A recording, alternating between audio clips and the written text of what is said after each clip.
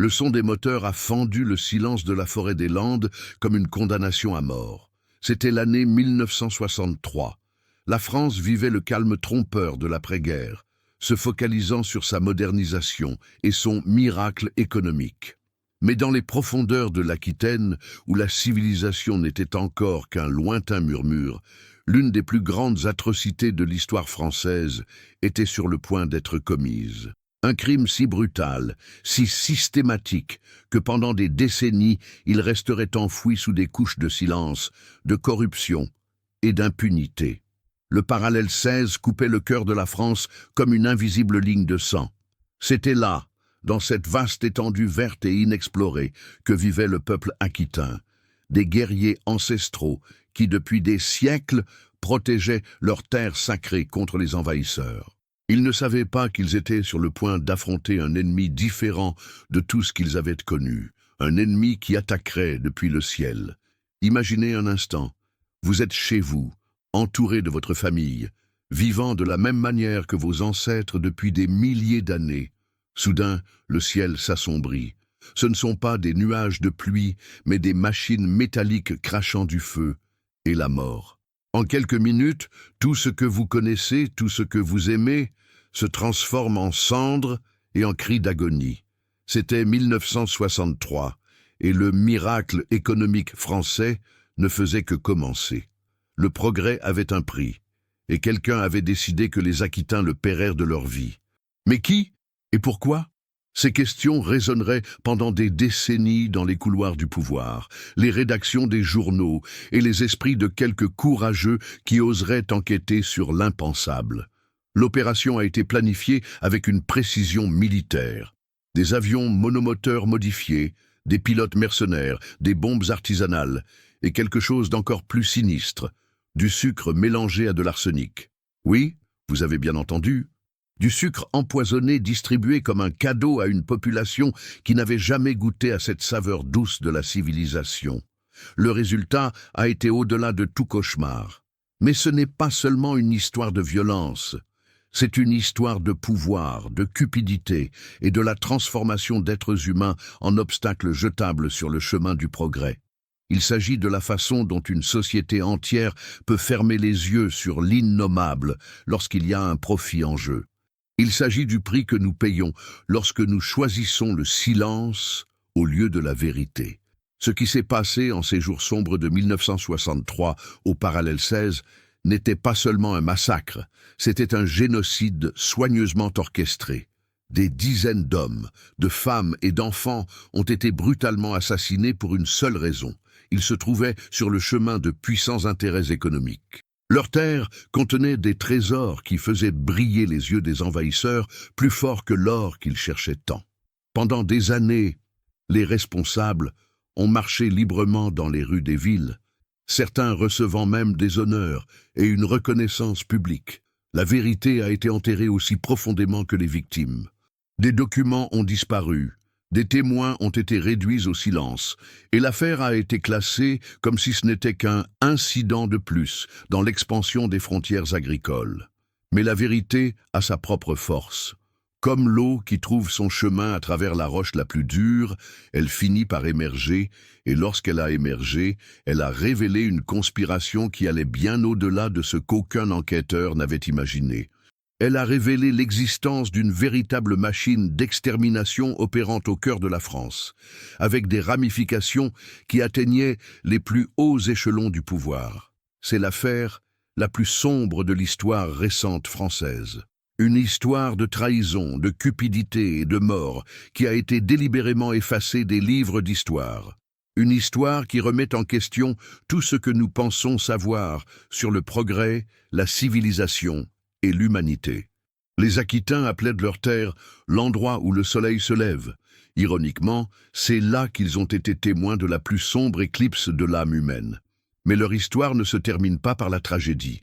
Comme le phénix renaissant de ses cendres, certains ont survécu pour raconter la vérité. Et cette vérité, aussi douloureuse soit-elle, a besoin d'être connue. Car si nous n'apprenons pas des horreurs du passé, nous sommes condamnés à les répéter. Et quelque part, à l'heure actuelle, D'autres communautés sans défense pourraient faire face au même destin cruel que les Aquitains ont affronté pendant cette décennie fatidique des années 1960. Êtes-vous prêt à découvrir l'une des vérités les plus dérangeantes de l'histoire française? Une vérité que des puissants ont tenté d'enterrer pour toujours? Si cette histoire vous a déjà ému, laissez un like et abonnez-vous à la chaîne pour suivre cette enquête choquante. Dans les commentaires, dites-moi, jusqu'où pensez-vous que la soif de pouvoir peut mener un être humain? Le premier son a été un bourdonnement lointain, comme si la forêt elle-même chuchotait de sombres secrets. C'était un matin comme les autres dans le village aquitain. Le soleil filtrait à travers la canopée dense des arbres, créant une mosaïque de lumière et d'ombre sur le sol de la forêt. L'arôme du bois brûlé se mélangeait au doux parfum des fleurs sauvages qui s'épanouissaient le long du sentier. Des enfants jouaient près des huttes, leur voix résonnant en harmonie avec le chant des oiseaux du matin. Les femmes préparaient le repas de la journée, tandis que les hommes affûtaient leurs flèches et planifiaient la chasse. Personne n'aurait pu imaginer que cette sérénité ancestrale était sur le point d'être brisée par une violence inimaginable. Le bourdonnement a grandi. D'abord timide, puis insistant, jusqu'à devenir un rugissement assourdissant qui a fait s'envoler les oiseaux en panique. Les enfants ont arrêté de jouer et ont regardé le ciel avec une curiosité innocente. Les adultes ont froncé les sourcils, inquiets. Ce son n'appartenait pas à la forêt. Puis ils sont apparus. 3 avions monomoteurs ont fendu le bleu du ciel de l'Aquitaine comme des vautours métalliques à la recherche de charognes. Ils volaient bas, dangereusement bas, leurs hélices lacérant l'air en rafales violentes. Le bruit était assourdissant, contre nature, comme si l'enfer lui-même avait envoyé ses démons dans ce coin oublié du monde. Les Aquitains n'avaient jamais vu d'avion. Pour eux, ces machines volantes étaient des créatures surnaturelles, peut-être des esprits furieux des cieux. Certains sont tombés à genoux dans une terreur sacrée. D'autres ont couru se cacher dans les huttes.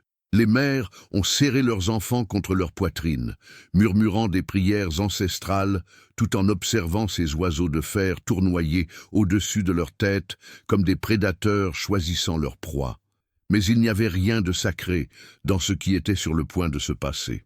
Le premier pilote a incliné l'avion et a fait un plongeon suicidaire en direction du village. Ses mains gantées ne tenaient pas des offrandes des dieux, mais des instruments de mort, des bombes artisanales faites de dynamite attachées à des boîtes de conserve vides. Le deuxième avion a suivi la même trajectoire mortelle. Le troisième attendait son tour, volant en cercle bas comme un vautour affamé. L'enfer s'est abattu sur la terre. Les premières explosions ont transformé la matinée paisible en un cauchemar de feu et de fumée. Là où il y avait autrefois des huttes de paille et des familles rassemblées, s'élevaient maintenant des colonnes noires de fumée toxique. L'odeur âcre de la poudre se mêlait à l'odeur nauséabonde de la chair brûlée. Les cris de terreur ont résonné dans la forêt, un lamento qui aurait fait reculer même les animaux les plus sauvages d'horreur. Mais les attaquants ne se sont pas contentés de bombes. Pendant que les Aquitains couraient en panique, essayant de trouver refuge parmi les arbres, les pilotes ont ouvert le feu avec des mitrailleuses modifiées. Des rafales de balles ont balayé la clairière comme une pluie de métal, fauchant des vies avec l'efficacité froide d'une machine à hacher la viande. Les hommes qui couraient pour protéger leur famille ont été abattus par derrière. Les femmes qui essayaient de porter leurs enfants se sont effondrées sur le sol rouge de sang. Des enfants qui jouaient quelques minutes plus tôt gisaient maintenant immobiles parmi les débris de leur monde perdu. Et puis est venu le sucre. Lorsque les explosions ont cessé et que le silence mortel a pris possession de la clairière détruite, les avions sont revenus pour un dernier passage. Cette fois, ils n'apportaient ni bombes ni balles. Ils apportaient des sacs de sucre blanc comme la neige, doux comme l'innocence perdue, mortels comme le diable lui-même. Les pilotes ont déversé le contenu sur les survivants blessés qui rampaient parmi les décombres, criant de douleur et de confusion. Les Aquitains n'avaient jamais goûté de sucre. Pour eux, ces cristaux blancs semblaient être un cadeau des cieux, peut-être une offrande de paix des esprits aériens furieux. Avec leur dernière force, les moribonds ont porté des poignées de cette substance douce à leur bouche, espérant trouver un soulagement à leur agonie. Ils n'ont trouvé que la mort. Le sucre était mélangé à de l'arsenic pur. Chaque grain doux contenait une dose létale du poison le plus efficace connu de l'homme. En quelques minutes, les quelques-uns qui avaient survécu au bombardement ont commencé à convulser. De l'écume sortait de leur bouche, leurs yeux se révulsaient, leur corps se tordait dans une agonie finale. La mort est arrivée déguisée en miséricorde. Lorsque le soleil s'est couché en cet après-midi maudite, là où il y avait autrefois une communauté prospère, il n'y avait plus que silence et désolation. Des corps carbonisés, éparpillés parmi les ruines des huttes, de la fumée s'élevant encore des cendres, l'odeur de la mort imprégnant chaque feuille, chaque fleur, chaque goutte de rosée qui tomberait les matins suivants. Les animaux de la forêt ont fui. Les oiseaux n'ont pas recommencé à chanter dans cette région pendant des semaines. Même les insectes semblaient éviter cet endroit maudit, comme si la nature elle-même reconnaissait que quelque chose de profane s'était passé là-bas. Et le plus terrifiant de tout, ce n'était pas une action isolée. Ce n'était que le premier chapitre d'une campagne d'extermination systématique qui se propagerait dans toute la région. Une campagne planifiée, financée et exécutée par des hommes qui marchaient librement dans les villes, qui étaient respectés dans la société, qui dormaient tranquillement dans leur lit pendant que les cris des Aquitains résonnaient pour l'éternité. Comment des êtres humains ont-ils pu planifier et exécuter une telle barbarie contre des innocents? Quel genre de monstre se cache derrière le masque de la civilisation? Elle s'appelait Iracema, mais après ce jour, elle est devenue juste une ombre marchant parmi les vivants. 3 jours s'étaient écoulés depuis que l'enfer était descendu du ciel. 3 jours depuis que le monde des Aquitains avait été réduit en cendres et en sang. 3 jours depuis qu'Iracema avait perdu ses 2 jeunes enfants, Kalapalo, à seulement 8 ans, et sa fille Yara, qui aurait eu 5 ans à la prochaine pleine lune. Elle les a trouvés enlacés sous les décombres de sa hutte, leurs petits corps se protégeant l'un l'autre jusqu'à leur dernier souffle. Leurs mains tenaient encore des poignées de ce sucre doux et mortel qui avait scellé leur destin. Iracema a serré ses enfants morts contre sa poitrine et a poussé un hurlement de douleur qui a résonné dans toute la forêt. Un son qui n'était plus humain, mais quelque chose de primordial, d'ancestral, l'essence même de la souffrance maternelle. Mais Iracema n'était pas seul dans son agonie. Karim, un guerrier respecté de la tribu, avait perdu sa femme et ses 3 frères. Ses mains tremblaient alors qu'il creusait des tombes peu profondes dans la terre rouge, murmurant des prières de mort qu'il avait apprises de son grand-père chaman, également mort dans le massacre. Chaque poignée de terre qu'il jetait sur les corps était comme enterrer un morceau de sa propre âme. Les quelques survivants, peut-être 15 d'une communauté qui en comptait auparavant plus de 60, erraient dans la clairière détruite comme des fantômes perdus. Certains avaient des blessures graves, des brûlures qui suppuraient et s'infectaient sans soins médicaux. D'autres portaient des blessures invisibles, des traumatismes qui les faisaient se réveiller en hurlant au milieu de la nuit, revivant éternellement ces moments d'horreur.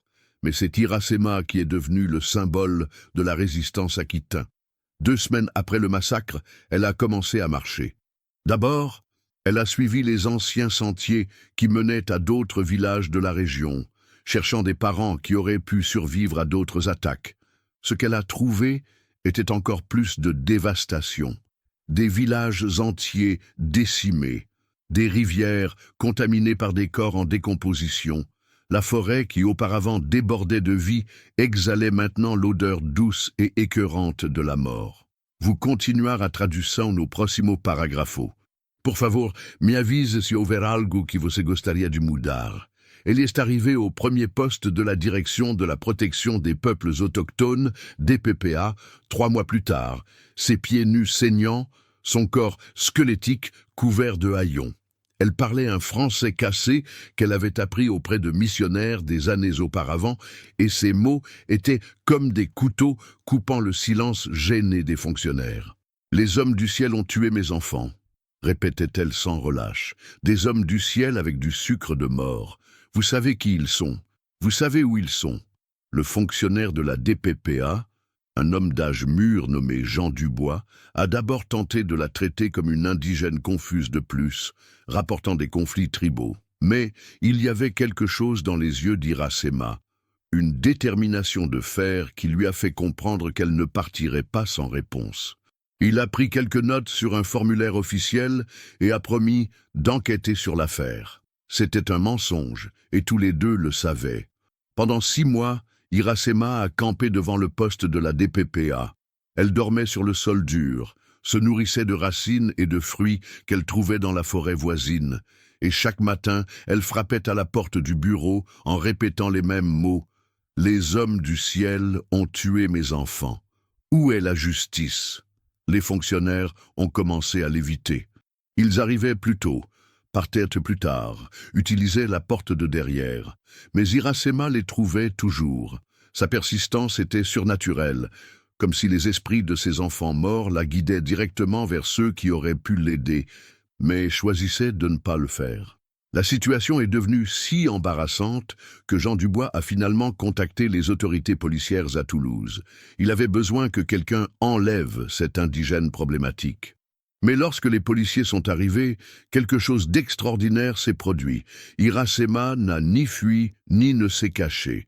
Au lieu de cela, elle s'est adressée directement à l'inspecteur de police et, dans son français limité mais ferme, a raconté toute l'histoire. L'inspecteur Antoine Muller était un homme pragmatique. Il avait vu beaucoup de choses pendant ses 15 ans de carrière policière, mais il n'avait jamais entendu un récit aussi détaillé sur des attaques aériennes contre des peuples autochtones. D'abord sceptique, il a décidé d'enquêter superficiellement sur l'affaire, si ce n'est par justice, au moins pour faire taire cette femme insistante. Ce qu'il a découvert l'a pétrifié. Il existait des documents, des rapports militaires mentionnant des opérations de pacification dans la région du parallèle 16, des registres de vols d'avions privés à des dates qui coïncidaient exactement avec les récits d'Iracema. Plus effrayant encore, il y avait d'autres survivants dispersés dans différents postes de la DPPA racontant des histoires identiques d'attaques aériennes et de sucre empoisonné. Mais lorsque Muller a tenté d'approfondir l'enquête, les portes ont commencé à se fermer. Ses supérieurs l'ont appelé pour des conversations privées. Des documents ont mystérieusement disparu. Des témoins ont refusé de parler ou ont tout simplement disparu. Une pression invisible mais palpable a commencé à se former autour de l'affaire, comme un nuage d'orage rempli de menaces non verbalisées. Et Iracema, elle a continué sa veille silencieuse. Chaque jour, elle se postait devant le commissariat, puis devant le tribunal, puis devant la mairie. Sa présence est devenue une accusation vivante, un rappel constant que la justice était niée. Les puissants de la ville ont commencé à détourner le regard lorsqu'ils passaient devant elle. Certains murmuraient qu'elle était maudite, qu'elle portait malheur à quiconque croisait son chemin. Peut-être qu'ils avaient raison. Jusqu'où iriez-vous pour trouver les assassins de vos enfants, a demandé un jour Iracema à l'inspecteur Muller, ses yeux noirs fixés sur les siens comme 2 braises ardentes. Jusqu'où une mère doit-elle aller quand la justice elle-même devient complice du crime? La question a résonné dans l'esprit de Muller pendant des semaines, et la vérité dérangeante était qu'il ne connaissait pas la réponse. Car il commençait à réaliser que les responsables du massacre n'étaient pas des criminels ordinaires cachés dans l'ombre. C'étaient des personnes influentes, protégées par un réseau de complicité qui s'étendait jusqu'au plus haut niveau du pouvoir. Quelle force surnaturelle possède une mère en quête de justice? Et que se passe-t-il lorsque cette force entre en collision avec un système conçu pour protéger les coupables? Partagez cette vidéo pour que l'histoire d'Iracema ne soit pas oubliée. La lutte pour la justice commence souvent par une seule voix courageuse qui refuse de rester silencieuse. Dans une petite ville, les secrets ne se cachent pas, ils s'habillent le dimanche et vont à la messe. Saint-Émilien était une ville qui grandissait dans l'ombre de l'ambition. Dans les années 1960, cette petite communauté d'Aquitaine vivait le rêve doré du progrès. Des entreprises forestières arrivant avec leurs machines bruyantes, des agriculteurs élargissant leurs terres, des prospecteurs chuchotant sur des diamants cachés dans les entrailles de la terre. C'était le paradis des pionniers, l'Eldorado des courageux qui osaient défricher l'intérieur sauvage de la France. Mais tout paradis a ses serpents, et dans le café de Jean Dubois, où les hommes se retrouvaient après le travail pour boire et raconter des mensonges sur leur conquête, les serpents se révélaient dans des conversations chuchotées et des regards complices. Les Aquitains entravent le progrès, disait le colonel Bernard, un agriculteur arrivé dans la région 5 ans plus tôt avec plus d'ambition que d'argent. Ces terres bordèrent le territoire aquitain, et il ne cachait pas son irritation face à la présence autochtone. C'est une trop bonne terre pour rester entre les mains de sauvages. Les autres hommes autour de la table hochaient la tête en signe d'accord silencieux. Il y avait M. Dufour, propriétaire de la scierie la plus prospère de la région, le docteur Lebrun, le seul médecin de la ville, et Jean-Pierre Lambert, un pilote d'avion qui transportait du fret entre les fermes isolées. Tous des citoyens respectables de Saint-Émilien, tous avec des intérêts dans l'expansion des frontières civilisées, et ils savaient tous exactement ce qui s'était passé au parallèle 16. La première fois que quelqu'un a mentionné les attaques aériennes, c'était un jeudi pluvieux, 2 semaines après le massacre. Jean-Pierre Lambert était plus ivre que d'habitude et a commencé à balbutier à propos d'avions et de bombes. Les autres hommes ont rapidement changé de sujet, mais quelque chose avait été révélé, une fissure dans le mur de silence qui protégeait les secrets de la communauté. Parce que, voyez-vous, dans une petite ville comme Saint-Émilien, il était impossible de cacher 3 avions partant et revenant de la même piste d'atterrissage en une seule journée. Il était impossible que personne ne remarque l'odeur de poudre à canon incrustée dans les vêtements des pilotes. Il était impossible que les épouses ne remarquent pas leur mari rentrant à la maison avec des regards étranges et des mains qui tremblaient en tenant leur verre. Mais ce qui était possible, et s'est produit, était un pacte collectif d'ignorance volontaire. Marie-Jeanne, l'épouse de Jean-Pierre Lambert, savait que son mari était impliqué dans quelque chose de terrible. Elle avait trouvé des vêtements brûlés dans le jardin, elle avait senti l'odeur du sang dans ses cheveux, elle avait remarqué comment il se réveillait en hurlant pendant les nuits qui suivaient les vols mystérieux. Mais lorsque les voisines posaient des questions sur le comportement étrange de son mari, Marie-Jeanne se contentait de sourire et de marmonner quelque chose sur le travail difficile et les pressions de la profession. À l'église, le père André a remarqué comment ses paroissiens les plus influents ont commencé à confesser des péchés vagues et non spécifiques. Des hommes qui avouaient normalement de petites tricheries dans les affaires ou des regards concupiscents envers d'autres femmes chuchotaient maintenant à propos de choses terribles et des nécessités du progrès. Le prêtre, un homme sage qui comprenait les dilemmes moraux d'une société en transformation, offrait des absolutions conditionnelles et des conseils sur le repentir sincère. Mais il n'a jamais posé de questions précises. Il n'a jamais enquêté au-delà du nécessaire, car il savait aussi que son Église avait été construite avec les dons généreux des mêmes hommes, qui cherchaient maintenant le pardon divin pour des péchés innommables. La division sociale à Saint-Émilien est devenue encore plus prononcée après le massacre. D'un côté, il y avait les progressistes, agriculteurs, propriétaires de scieries, commerçants prospères, qui considéraient l'élimination de la présence autochtone comme un mal nécessaire au développement de la région. Ils se retrouvaient au club social nouvellement construit, planifiaient des améliorations pour la ville, parlaient des écoles et des hôpitaux qui seraient construits avec la richesse extraite des terres libérées. De l'autre côté, il y avait les sentimentalistes. Petits commerçants, enseignants, quelques fonctionnaires qui chuchotaient leurs inquiétudes au sujet des rumeurs de violence contre les Aquitains.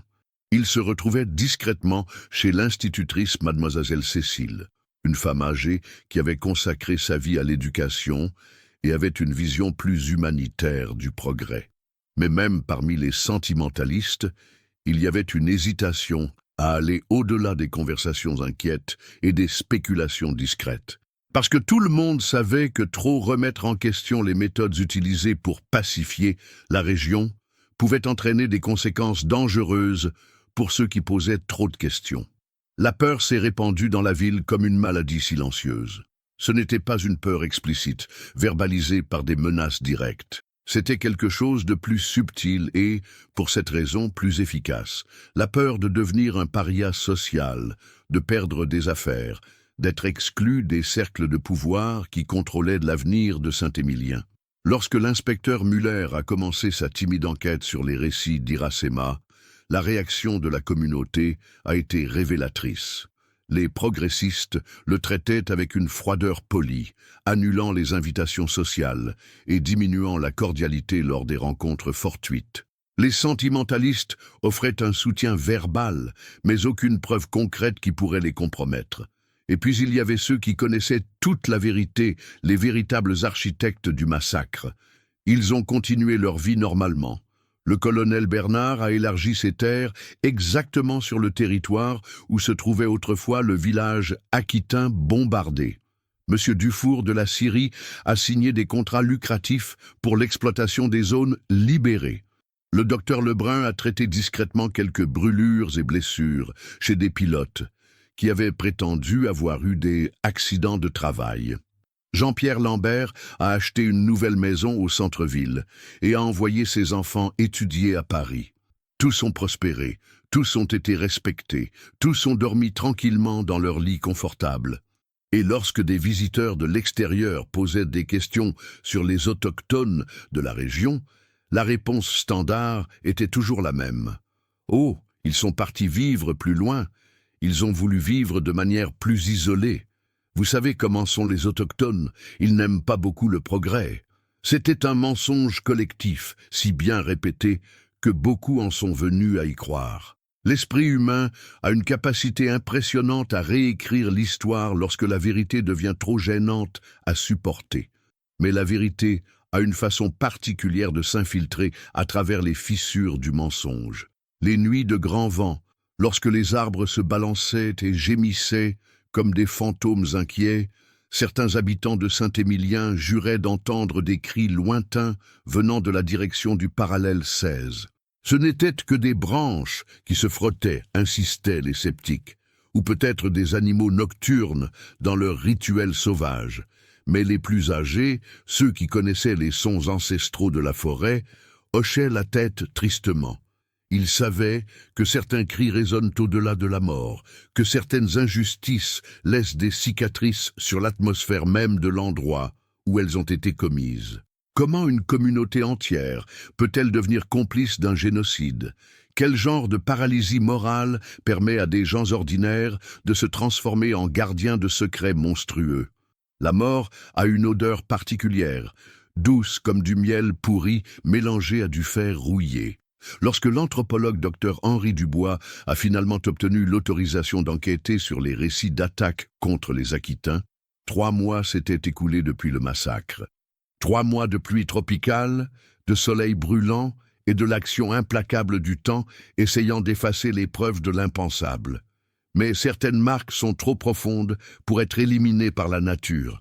L'hélicoptère de la DPPA a survolé la région du parallèle 16 pendant 20 minutes avant de localiser ce qui restait du village. Du ciel, la clairière ressemblait à une plaie ouverte dans le cœur vert de la forêt. Un cercle irrégulier de terre sombre où la vie vibrante aurait dû être. Le docteur Dubois a senti un frisson lui parcourir l'échine lorsqu'il a réalisé qu'il n'y avait pas un seul oiseau volant au-dessus de cette zone maudite. Même les vautours ne s'approchaient pas de cet endroit. L'atterrissage a été difficile. Le pilote, un homme expérimenté qui connaissait chaque centimètre des landes, a avoué plus tard que ses mains avaient tremblé sur les commandes pendant toute la descente. Il y avait quelque chose de profondément dérangeant dans ce paysage, une absence qui allait au-delà de la simple destruction physique. C'était comme si l'essence vitale même de l'endroit avait été aspirée par une force maléfique. Le docteur Dubois est descendu de l'hélicoptère accompagné de 2 assistants, le jeune archéologue Marc Lambert et la photographe légiste Anne-Marie Lebrun. Tous les trois étaient des professionnels expérimentés, habitués à enquêter sur des scènes de conflits violents entre colons et autochtones. Mais rien ne les avait préparés à ce qu'ils ont trouvé au parallèle 16. La première chose qu'ils ont remarquée a été le silence absolu. Ni le bourdonnement des insectes, ni le bruissement de petits animaux parmi les feuilles mortes. La forêt autour de la clairière semblait morte, comme si même les organismes les plus primitifs avaient fui d'horreur de ce dont ils avaient été témoins dans ce lieu maudit. Les preuves de la destruction étaient accablantes et troublantes par leur précision mortelle. Des cratères d'explosion parsemaient le sol, selon un motif qui révélait une planification militaire. Ce n'étaient pas des trous aléatoires, causés par des conflits tribaux ou des attaques improvisées de squatteurs. C'étaient des impacts précis, calculés pour causer le maximum de dévastation dans un espace minimal. Le docteur Dubois a mesuré les cratères avec des instruments de précision. Tous avaient entre 1,5 et 2 mètres de diamètre, une profondeur uniforme de 60 centimètres, des bords incrustés de fragments métalliques qui brillaient sous la lumière du soleil comme des dents de métal. Des bombes artisanales avec des éclats, a murmuré Marc, examinant les fragments avec une loupe. De la dynamite commerciale attachée à des boîtes de conserve avec des clous et des vis, fait maison, mais extrêmement efficace pour causer le maximum de dégâts à des cibles humaines. Mais ce sont les plus petits détails qui ont révélé la véritable nature diabolique de l'attaque. Anne-Marie a photographié systématiquement chaque centimètre de la scène, documentant des preuves qui semblaient tout droit sorties d'un cauchemar surréaliste. Il y avait des empreintes de bottes militaires imprimées dans la boue sèche, non pas d'autochtones ou de squatteurs, mais de quelqu'un portant des chaussures industrielles coûteuses. Plus étrange encore, les empreintes formaient un motif circulaire autour de la zone centrale du village, comme si quelqu'un avait marché méthodiquement sur le lieu après le bombardement, inspectant les résultats de son travail. Et puis, ils ont trouvé le sucre. Des cristaux blancs scintillaient encore parmi les feuilles mortes, collés à des branches d'arbres, dispersées en petites flaques que la pluie n'avait pas réussi à dissoudre complètement. Le docteur Dubois a prélevé des échantillons dans des flacons stériles, mais il se doutait déjà de ce que l'analyse en laboratoire révélerait. L'odeur douce mélangée à un arôme chimique âcre était indéniable pour quiconque connaissait les effets de l'arsenic. Mais la distribution du sucre racontait une histoire encore plus sinistre. Il n'était pas dispersé de manière aléatoire, comme on pourrait s'y attendre s'il avait été déversé depuis des avions en mouvement. Au lieu de cela, il se concentrait en des points précis, près des débris des huttes principales, autour d'une source d'eau naturelle, le long des sentiers que les survivants auraient utilisés pour fuir la zone de bombardement. Quelqu'un avait étudié les habitudes des Aquitains, connaissait leur schéma de mouvement, leur lieu de refuge. Quelqu'un avait transformé l'instinct de survie des autochtones en un piège mortel. Marc a trouvé quelque chose d'encore plus troublant. Des restes de vêtements qui n'appartenaient manifestement pas aux Aquitains. Des fragments de tissus synthétiques, des boutons de métal avec des inscriptions industrielles, des morceaux de cuir qui semblaient provenir de bottes ou de ceintures. Comme si des personnes de l'extérieur avaient été présentes pendant le massacre, non seulement en tant qu'attaquants distants, mais en tant qu'observateurs au sol documentant l'efficacité de leur travail. L'analyse balistique des fragments métalliques trouvés dans les arbres autour de la clairière a révélé un autre aspect terrifiant de l'attaque. Les munitions n'étaient pas des munitions militaires françaises standards. C'étaient des projectiles d'origine étrangère, probablement américains ou européens, du type utilisé dans des opérations paramilitaires. Cela signifiait que quelqu'un avait spécifiquement importé de l'armement militaire pour exécuter ce massacre. Mais c'est Anne-Marie qui a fait la découverte la plus choquante. Tout en documentant les cratères d'explosion, elle a remarqué quelque chose qui ne devrait pas être là. Des marques de pneus. Pas de charrettes ou de véhicules improvisés qui auraient pu éventuellement atteindre cette région reculée, mais des traces laissées par des pneus industriels, du type utilisé sur des camions lourds ou des véhicules militaires. Les marques menaient de la clairière principale à une zone plus élevée, à environ 500 mètres au nord-est. En suivant les traces, l'équipe a découvert une deuxième scène de crime qu'aucun rapport officiel ne mentionnerait jamais. C'était un camp temporaire, soigneusement camouflé parmi les arbres les plus hauts. Des restes de tentes militaires, des bidons de carburant vides, des équipements de communication cassés et brûlés. Mais le plus troublant, c'étaient les marques sur le sol.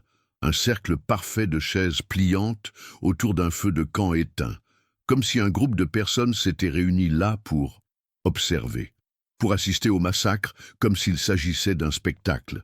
Le docteur Dubois a senti ses jambes fléchir lorsqu'il a compris la pleine implication de cette découverte. L'attaque contre les Aquitains n'avait pas été seulement une extermination brutale motivée par la cupidité territoriale. C'était une démonstration, un test, une présentation en direct de l'efficacité de nouvelles méthodes de pacification autochtone pour un public sélectionné d'investisseurs et d'autorités. Les Aquitains n'avaient pas seulement été assassinés, ils avaient été transformés en cobayes humains dans une expérience de génocide scientifique. Marc a trouvé la preuve finale qui confirmerait cette théorie terrifiante. Un carnet militaire partiellement brûlé, avec des notes précises sur les horaires, les coordonnées géographiques, les types de munitions utilisées et, le plus sinistre de tout, des évaluations sur l'efficacité de différentes méthodes d'extermination. C'était un rapport technique sur l'assassinat de masse, écrit avec la froideur clinique d'un manuel d'instruction. Comment des êtres humains peuvent-ils transformer le génocide en science ? Quel genre de monstre documente méthodiquement la mort d'innocents comme s'il s'agissait d'une expérience de laboratoire? La vérité est comme l'or. Plus les gens la cherchent, plus quelqu'un essaie de l'enterrer profondément. 6 mois après le massacre, l'inspecteur Antoine Muller avait un bureau rempli de rapports contradictoires, de témoignages qui ne correspondaient pas, et de suspects qui semblaient s'évaporer comme de la fumée chaque fois que l'enquête s'approchait d'eux. Pour chaque preuve solide qu'il trouvait, 3 fausses pistes conçues pour confondre, détourner et finalement enterrer la vérité apparaissaient. La première grande mascarade est arrivée emballée dans un papier officiel du ministère de l'Intérieur. Un document est arrivé au commissariat de Toulouse, affirmant que les attaques au parallèle 16 étaient le résultat de conflits entre tribus rivales, les Aquitains eux-mêmes contre un groupe hostile de peuples voisins qui se disputaient un territoire de chasse.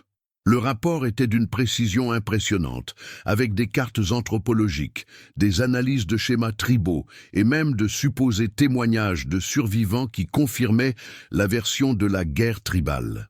Muller a lu le document 3 fois avant de se rendre compte que quelque chose n'allait pas du tout.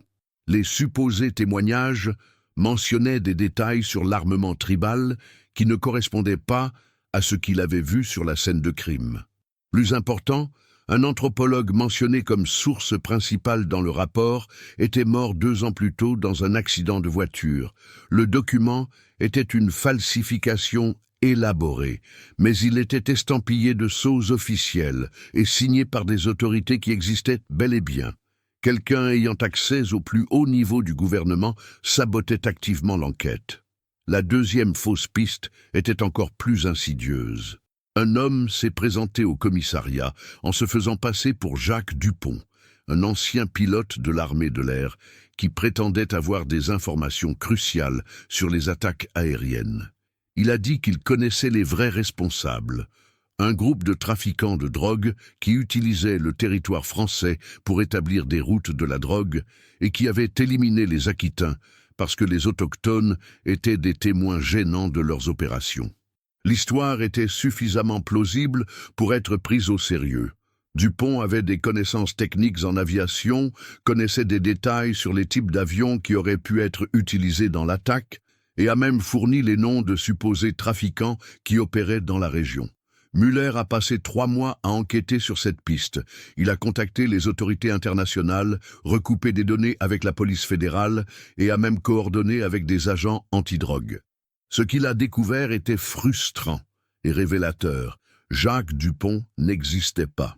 Sa documentation était fausse, sa prétendue histoire militaire était inventée et les trafiquants qu'il avait mentionnés étaient des personnages fictifs créés avec une vraisemblance suffisante pour gaspiller des mois de travail d'enquête. Mais qui aurait les ressources pour créer une identité fausse aussi élaborée? Qui aurait accès à des documents militaires suffisamment convaincants pour tromper même un inspecteur expérimenté? La réponse était aussi évidente que terrifiante. Quelqu'un à l'intérieur du système lui-même. Le troisième piège a été le plus cruel de tous. Une femme autochtone s'est présentée au poste de la DPPA, se disant survivante du massacre, mais avec une version complètement différente des événements.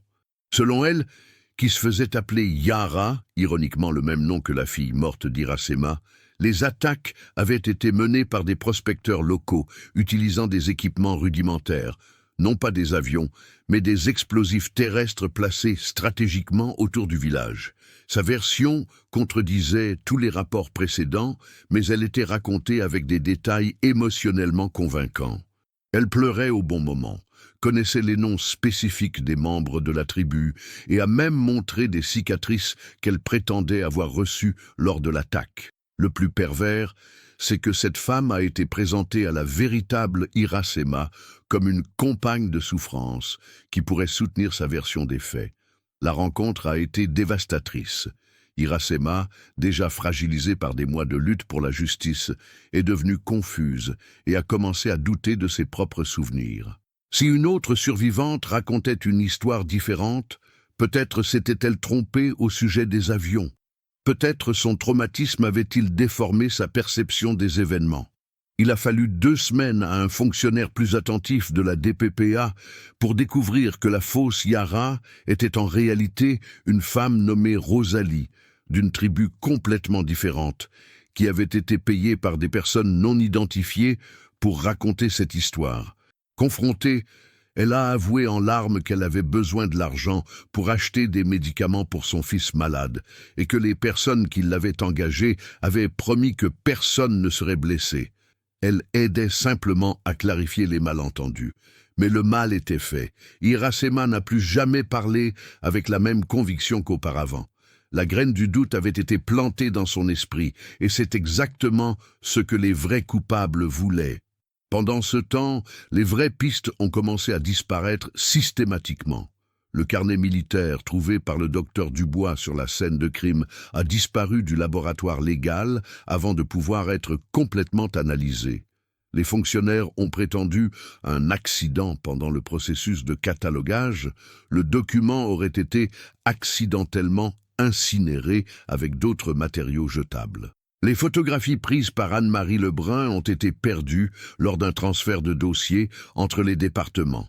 Les copies qu'elle gardait chez elle ont été volées lors d'un cambriolage qui, curieusement, n'a emporté aucun objet de valeur en dehors des négatifs des photos de l'enquête. Les fragments de munitions étrangères collectés dans la forêt ont été envoyés pour analyse balistique à Paris et ne sont jamais revenus. Le laboratoire a prétendu n'avoir jamais reçu le matériel, bien qu'il y ait eu des protocoles signés confirmant la livraison. Une par une, les preuves physiques du massacre ont disparu comme si elles avaient été dévorées par une machine invisible conçue spécifiquement pour effacer les crimes opportuns. Le docteur Dubois a tenté de publier ses découvertes dans des revues scientifiques, mais a rencontré une résistance inexplicable.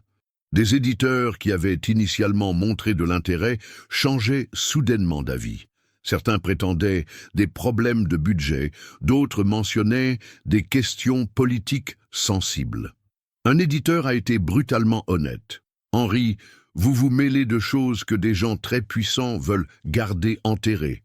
Pour votre propre sécurité, il serait peut-être préférable de vous concentrer sur d'autres projets. » Les témoins ont commencé à changer d'avis sur ce qu'ils avaient vu ou entendu.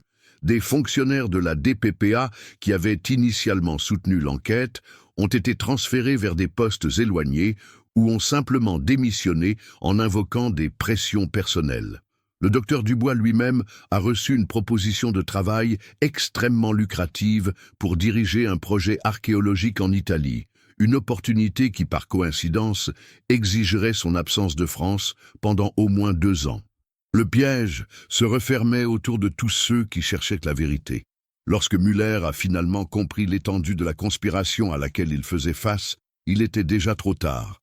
Ses supérieurs l'ont appelé pour une réunion confidentielle où il a été informé que l'affaire du parallèle 16 serait officiellement classée comme conflit tribal résolu et archivée de manière permanente. « Inspecteur !» a déclaré le commissaire régional, un homme dont les yeux semblaient faits de glace. « Parfois, la justice doit être pragmatique. Continuer cette enquête ne fera que causer plus de souffrance à toutes les personnes impliquées, y compris vous. » Ce n'était pas une suggestion, c'était une menace élégamment formulée.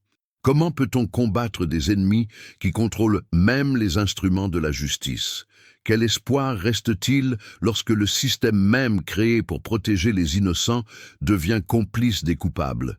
Il y a des cas qui vous enquêtent en retour, qui vous poursuivent dans les couloirs de l'esprit jusqu'à ce qu'il n'y ait plus de différence entre l'enquêteur et l'enquêté. L'inspecteur Antoine Muller n'avait jamais été un homme obsessionnel. Pendant ses 15 ans de carrière policière, il avait suivi un schéma professionnel simple. Il enquêtait sur les affaires aussi loin que les preuves le menaient, accomplissait son devoir avec compétence, et à la fin de la journée, il rentrait chez lui, auprès de sa femme Karine et de ses 2 jeunes enfants. C'était un homme équilibré, méthodiquement efficace, qui croyait en la justice comme un rouage prévisible de la société civilisée. Mais le parallèle 16 a changé cela pour toujours. Même après le classement officiel de l'affaire, Muller ne pouvait pas s'empêcher de penser aux cratères parfaitement calculés, au sucre empoisonné distribué avec une précision chirurgicale, aux yeux désespérés d'Iracema implorant une justice que le système refusait d'accorder. Ce qui avait commencé comme une enquête professionnelle s'était transformé en quelque chose de beaucoup plus dangereux, une croisade personnelle. Ces nuits sont devenues une succession de cauchemars récurrents. Il voyait des avions survoler sa propre maison, déversant du sucre doux sur sa famille. Il se réveillait en sueur froide, les mains tremblantes, le cœur battant la chamade. Karine a remarqué les changements presque immédiatement. Comment il avait commencé à éviter le sucre dans son café, comment il sursautait au son d'avions lointains, comment ses yeux avaient acquis une expression lointaine et hantée. « Antoine, tu dois oublier cette affaire », lui chuchotait-elle, les nuits où elle le trouvait éveillé, griffonnant des notes incompréhensibles sur des coordonnées géographiques et des listes de suspects. Tu as fait tout ce que tu pouvais. Certaines injustices ne peuvent pas être corrigées. Mais Muller ne pouvait pas oublier. En fait, plus il essayait de se distancier de l'affaire, plus elle le consommait. Secrètement, il a commencé à enquêter par lui-même. Il utilisait ses week-ends pour se rendre discrètement dans la région du massacre, discutait avec des habitants locaux qui n'avaient pas été officiellement interrogés, collectait des fragments de preuves que les enquêtes précédentes avaient manquées ou ignorées. Il dépensait son propre argent en carburant, en hébergement dans des hôtels bon marché, en pots de vin pour des informateurs. Karine l'a découvert lorsqu'elle a trouvé les reçus cachés dans un tiroir de son bureau à la maison. Plus de 3000 francs, près d'1 mois de salaire, dépensés dans une enquête qui n'existait officiellement plus. « Tu deviens fou », a-t-elle dit, les larmes coulant librement sur son visage. « Tu es en train de détruire notre famille à cause de gens qui sont morts il y a des années. » L'accusation a frappé Muller comme un coup de poing dans l'estomac, parce qu'une partie de celle-ci était vraie. Il se perdait dans le labyrinthe sombre de sa propre obsession. Il avait perdu 15 kilos au cours des derniers mois. Ses cheveux avaient commencé à blanchir prématurément et sa relation avec ses enfants était devenue distante et mécanique. Mais comment expliquer à Karine qu'il ne s'agissait pas seulement de personnes mortes il y a des années? Comment expliquer qu'il avait découvert quelque chose de si monstrueux que sa conscience ne lui permettrait pas de simplement classer l'affaire et de faire comme si rien ne s'était passé? Car Muller avait découvert que le parallèle 16 n'était pas un incident isolé. Au cours de ses enquêtes clandestines, il a commencé à cartographier un schéma terrifiant de disparitions et de conflits tribaux qui s'était répandu dans toutes les Landes pendant les années 1960. Des villages entiers qui avaient tout simplement disparu des registres officiels. Des territoires autochtones qui avaient été abandonnés par leurs habitants originaux exactement dans les zones où des entreprises étrangères avaient découvert des ressources minérales précieuses. Il y avait au moins 12 cas similaires, au parallèle 16, dispersés en Aquitaine et en Occitanie.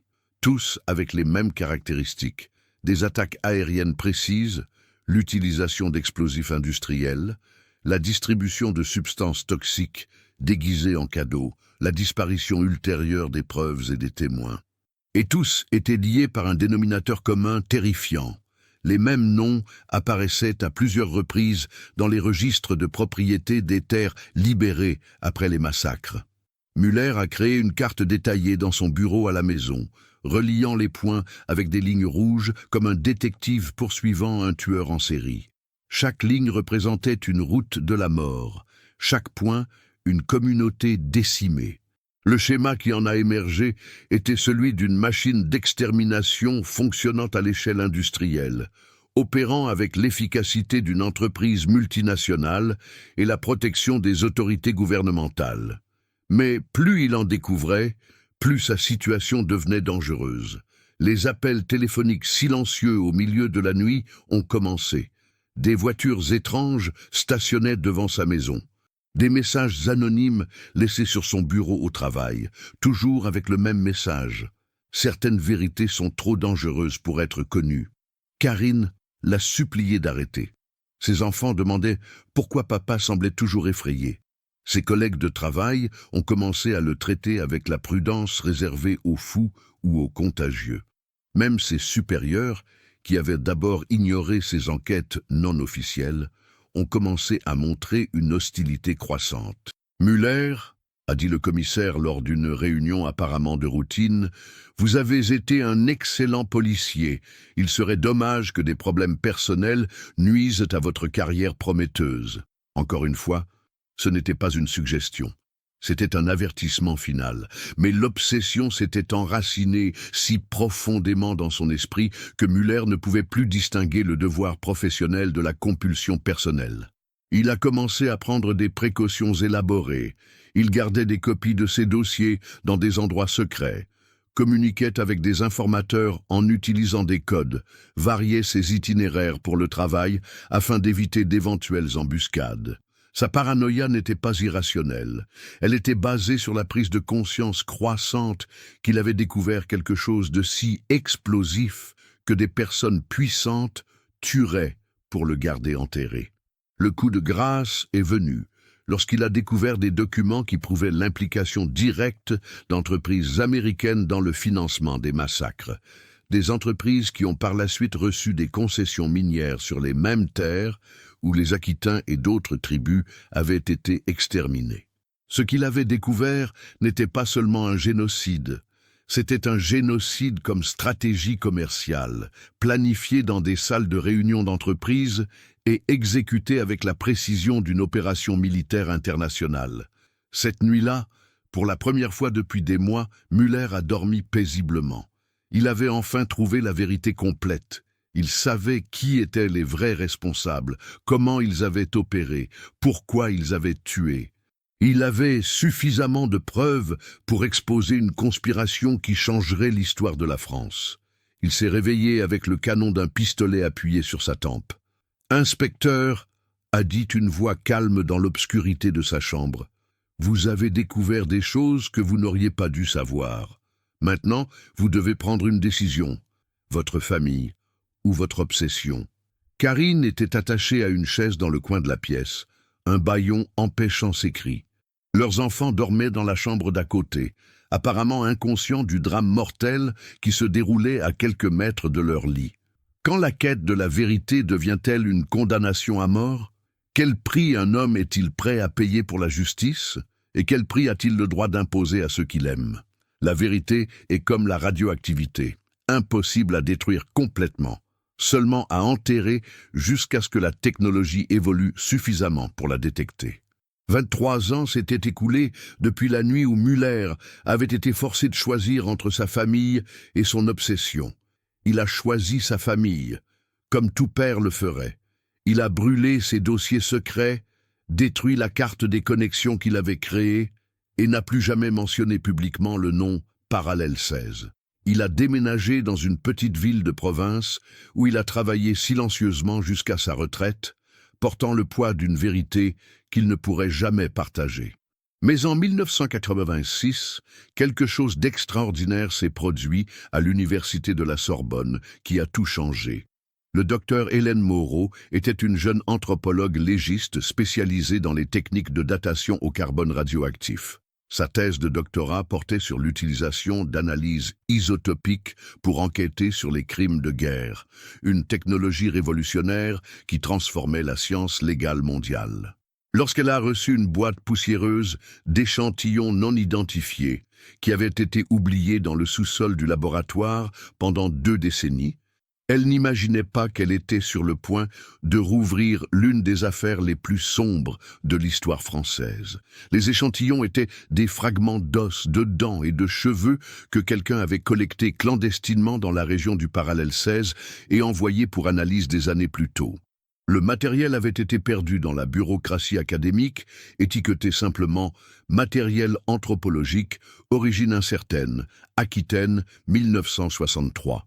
En utilisant des spectromètres de masse qui n'existaient pas dans les années 1960, le docteur Hélène a commencé une analyse systématique qui révélerait des secrets enterrés depuis plus de 2 décennies. Les premiers résultats ont été troublants. Les fragments osseux montraient des concentrations anormalement élevées d'arsenic, non pas seulement des traces, mais des niveaux toxiques qui indiquaient un empoisonnement aigu. Plus intriguant encore, les isotopes d'arsenic trouvés ne correspondaient pas aux dépôts naturels de la région des Landes.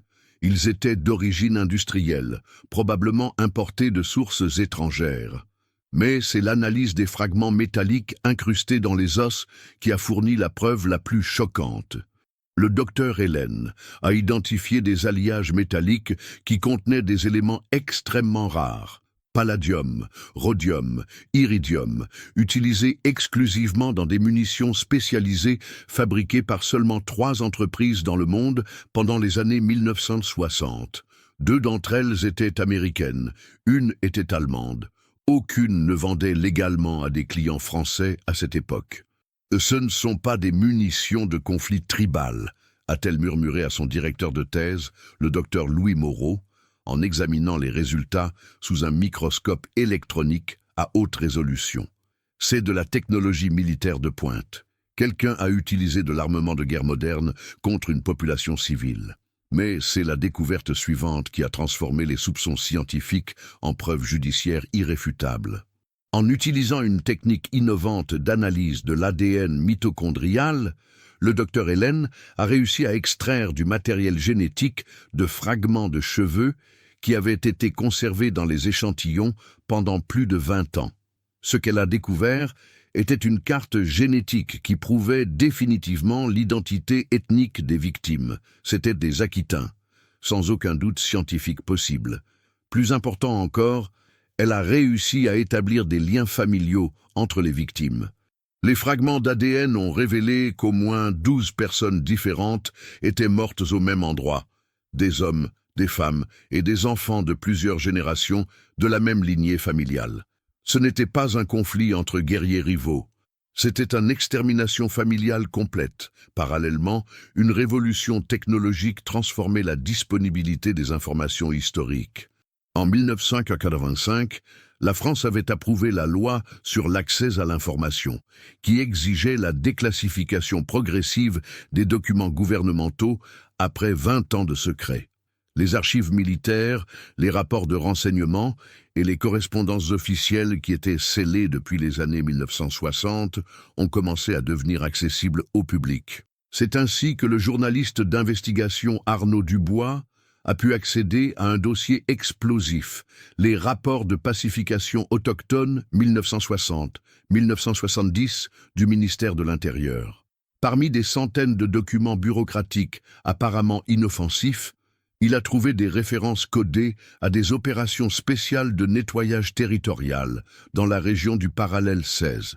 Plus choquante encore, Il y avait des budgets détaillés pour ces opérations, y compris des dépenses pour des avions spécialisés, des matériaux de dispersion chimique et des services de conseil international. Les chiffres étaient astronomiques pour l'époque, l'équivalent de millions d'euros en valeurs actuelles. Et tous les chèques avaient été payés par une entreprise appelée Développement Territorial Français SA, qu'Arnaud a découvert être une filiale fantôme de sociétés américaines d'exploitation minière. Mais c'est la technologie satellite qui a fourni la preuve visuelle la plus dramatique. En 1987, les premières images satellites à haute résolution de la région des Landes sont devenues disponibles grâce au programme Landsat. Lorsque le docteur Hélène a superposé ces images modernes avec des photographies aériennes de 1963 qui avaient été finalement déclassifiées, le résultat a été une preuve visuelle, incontestable, de ce qui s'était passé au parallèle 16. Les images de 1963 montraient clairement une communauté autochtone prospère, des huttes organisées en motifs circulaires, des zones de culture, des sentiers bien définis. Les images satellites de 1987 ont révélé une cicatrice géométrique dans la forêt, un schéma de destruction artificielle qui correspondait exactement au cratère d'explosion qui avait été documenté des décennies plus tôt. Plus révélateur encore, les images satellites montraient que la zone dévastée avait ensuite été reboisée avec des espèces non indigènes, un effort délibéré pour effacer les preuves de ce qui s'était passé là-bas. Le docteur Hélène a réalisé qu'elle tenait entre ses mains la preuve scientifique définitive d'un génocide planifié et exécuté avec une précision industrielle. Mais elle savait aussi que des personnes puissantes avaient tué pour garder ces secrets enterrés. La question était, le monde avait-il suffisamment changé pour que la vérité puisse enfin émerger? La réponse est venue d'une source inattendue, Muller. L'ex-inspecteur, maintenant un homme de 60 ans travaillant comme gardien de nuit dans une usine parisienne, a lu sur les découvertes du docteur Hélène dans un journal local. Pendant 23 ans, il avait porté seul le poids d'une terrible vérité. Maintenant, enfin, il y avait des preuves scientifiques indépendantes qui confirmaient tout ce qu'il avait découvert des décennies auparavant. Cette nuit-là, Muller a pris un bus pour Paris et est apparu au laboratoire du docteur Hélène avec une vieille valise pleine de documents qu'il avait cachés pendant plus de 2 décennies, violant l'accord qu'il avait gardé en vie, mais silencieux pendant si longtemps. « Docteur », a-t-il dit, ses mains tremblantes, alors qu'il ouvrait la valise poussiéreuse, « j'ai les noms de tous les responsables. J'ai les routes de vol, les numéros des comptes bancaires et même des photographies des pilotes. J'ai tout gardé en attendant le jour où il serait sûr de dire la vérité. Quand la science s'allie enfin au courage, quelle force dans le monde peut garder la vérité enterrée? Et quelle justice est possible lorsque la preuve est irréfutable, mais que les coupables ont eu des décennies pour se cacher derrière leur fortune et leur influence? Le diable ne se cache jamais dans l'ombre. Il s'habille en costume et fréquente la messe du dimanche. Lorsque le docteur Hélène Moreau et Muller ont commencé à croiser les preuves scientifiques avec les documents secrets qu'il avait préservés pendant plus de 2 décennies, un schéma terrifiant a émergé des pages jaunies par le temps. Les véritables architectes du massacre n'étaient pas des fantômes lointains ou des criminels anonymes cachés dans les profondeurs de la forêt. C'étaient des hommes respectables qui marchaient librement dans les rues de Saint-Émilion, saluant leurs voisins, allant à l'église, envoyant leurs enfants à l'école. Le premier nom dans les documents de Muller était celui qui choquait le plus, le docteur Olivier Lebrun, le même médecin qui avait traité discrètement les blessures des pilotes après le massacre. L'homme que tout le monde en ville cherchait quand ils étaient malades, qui avait sauvé d'innombrables vies pendant les épidémies, qui donnait des médicaments aux familles pauvres et organisait des campagnes de vaccination. Le docteur Lebrun n'était pas seulement respecté, il était vénéré comme un saint vivant par la communauté de Saint-Émilion. Mais les documents révélaient sa vraie nature. Il était le coordinateur médical de l'opération, responsable du calcul des dosages exacts d'arsenic nécessaires pour tuer rapidement sans provoquer de vomissements qui pourraient alerter d'autres victimes. Ces notes cliniques sur le projet de pacification étaient écrites avec la même froideur scientifique qu'il utilisait pour prescrire de l'aspirine pour les maux de tête. Dose létale, 0,5 g par kilogramme de poids corporel, disait une note dans son écriture méticuleuse. Mélange idéal, 3 parties de sucre raffiné, 1 partie d'arsenic pur, goût résiduel imperceptible. Mort en 15-20 minutes. Le docteur Hélène a eu la nausée en lisant ces mots. L'homme qui avait juré de sauver des vies calculait scientifiquement comment les exterminer de la manière la plus efficace possible. Le deuxième nom était tout aussi choquant, le colonel François Bernard. Dans les documents, il n'était pas seulement un agriculteur ambitieux, mais le commandant opérationnel de toute la campagne de nettoyage territorial. Un militaire à la retraite qui avait servi pendant la Seconde Guerre mondiale et avait apporté dans les Landes des techniques d'extermination apprises sur les champs de bataille européens. Ces terres n'ont pas seulement été agrandies après le massacre, elles avaient été précisément délimitées avant les attaques, comme s'ils savaient exactement quand et où la terre serait libérée. Les cartes trouvées parmi les papiers de Müller montraient que Bernard avait engagé des entreprises de topographie pour délimiter des propriétés sur les territoires aquitains 6 mois avant le massacre. Il ne profitait pas simplement d'opportunités, il orchestrait des assassinats pour en créer. Mais c'est le troisième nom qui a choqué même Müller, le père Jean-Paul.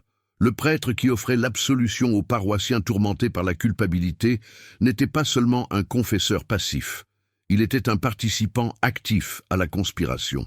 Les documents révélaient qu'il avait utilisé sa position de confiance pour cartographier les villages autochtones, identifier les leaders spirituels, compter la population et même dessiner des plans détaillés des principales huttes. Ces missions d'évangélisation parmi les Aquitains étaient en fait des opérations de reconnaissance militaire déguisées en travail religieux. Il avait gagné la confiance des Autochtones pendant des mois, apprenant leurs coutumes, identifiant leurs routes de fuite, découvrant où ils cachèrent les femmes et les enfants pendant les conflits. Et il a ensuite utilisé toutes ces informations pour planifier leur extermination.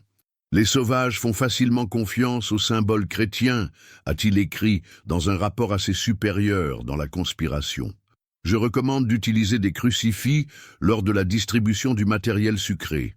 Ils associeront le cadeau à une bénédiction divine. Le quatrième conspirateur était le plus évident, mais aussi le plus protégé, Jean-Pierre Lambert, le pilote. Il n'était pas seulement un mercenaire engagé pour exécuter le massacre, il était le coordinateur logistique de toute l'opération. Ses connexions dans l'aviation civile lui donnaient accès à des avions non enregistrés, à du carburant non traçable et à des routes de vol qui n'apparaissaient pas dans les contrôles du trafic aérien. Plus important encore, il connaissait d'autres pilotes prêts à faire des travaux spéciaux pour suffisamment d'argent. Les registres montraient que Lambert avait recruté au moins 12 pilotes différents pour des opérations similaires tout au long des années 1960.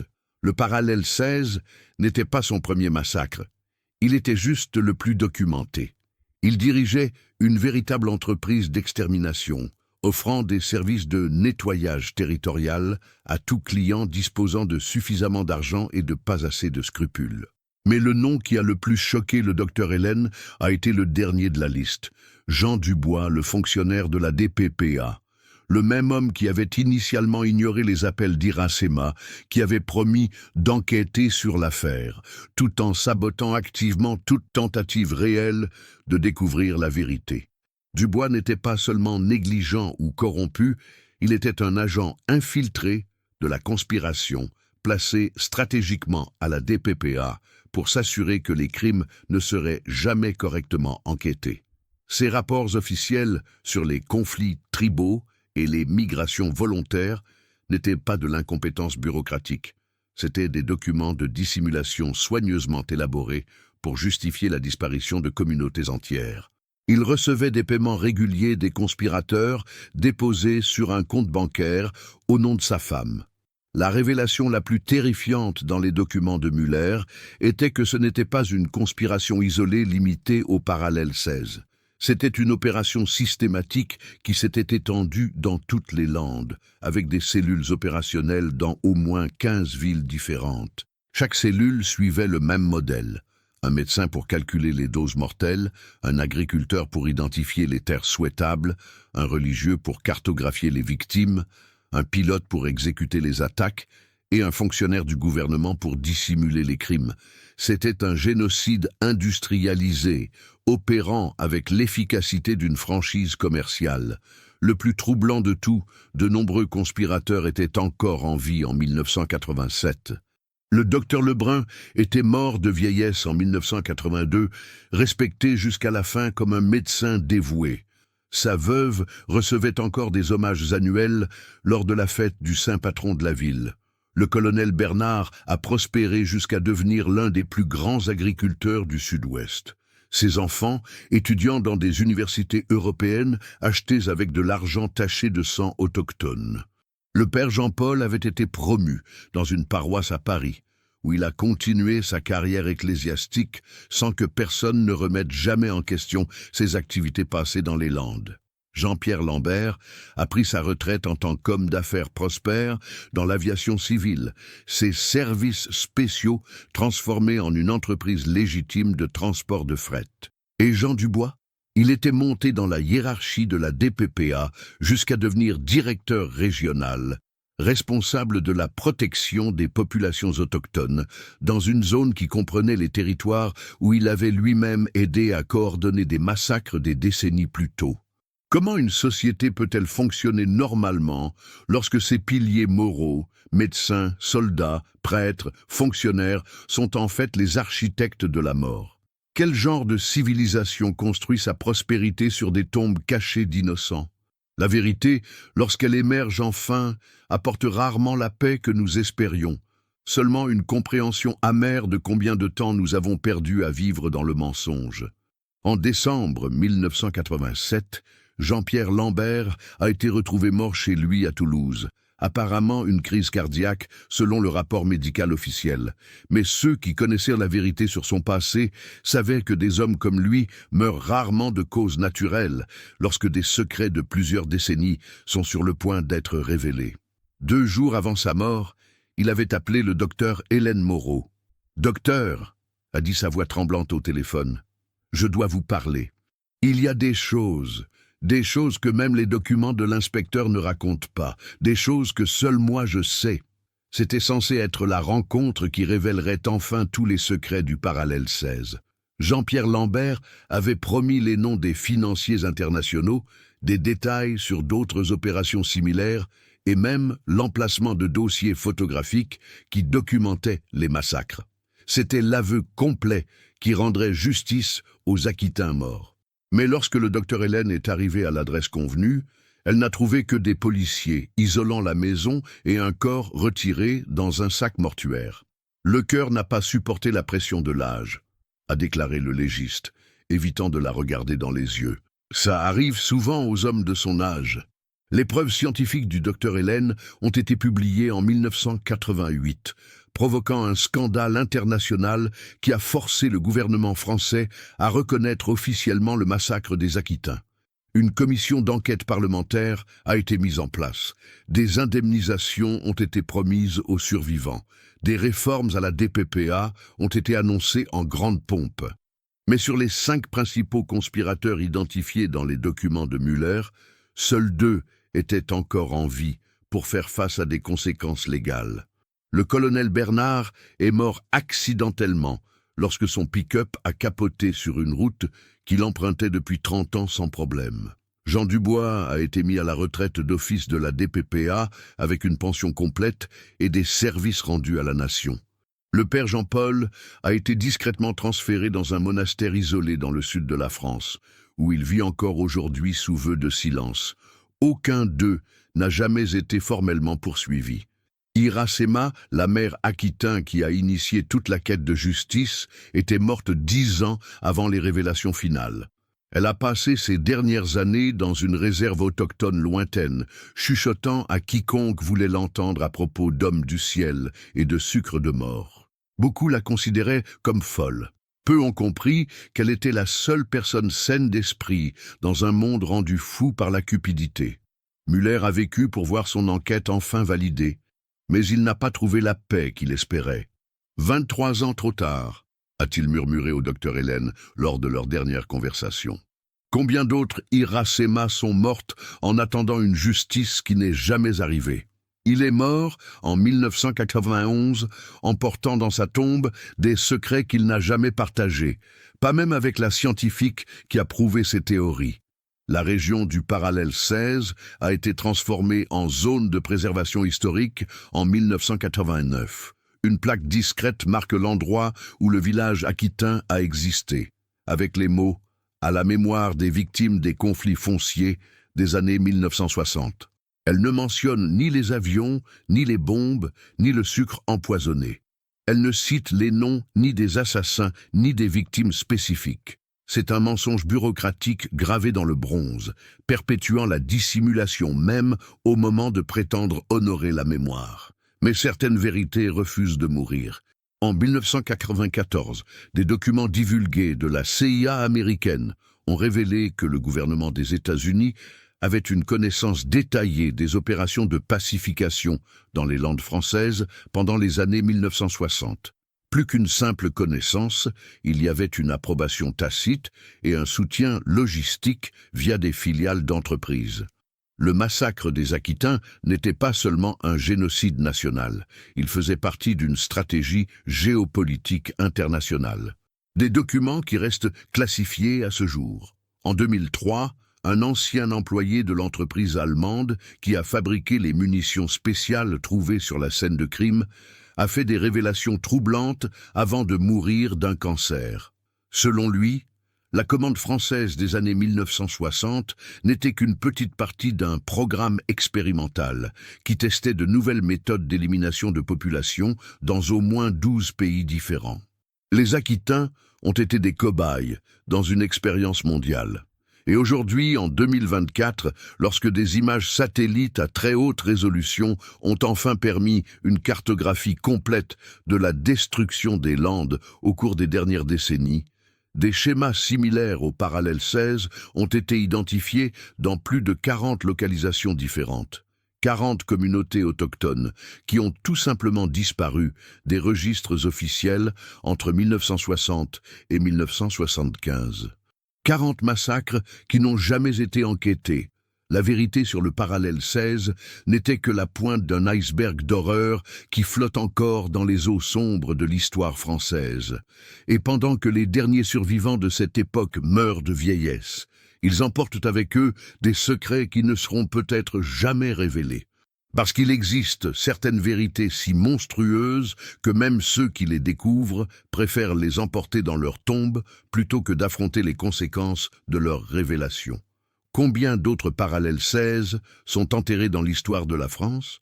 Et combien d'autres Irasma attendent encore une justice qui pourrait ne jamais arriver, tandis que les vrais responsables dorment paisiblement dans leurs tombes respectables?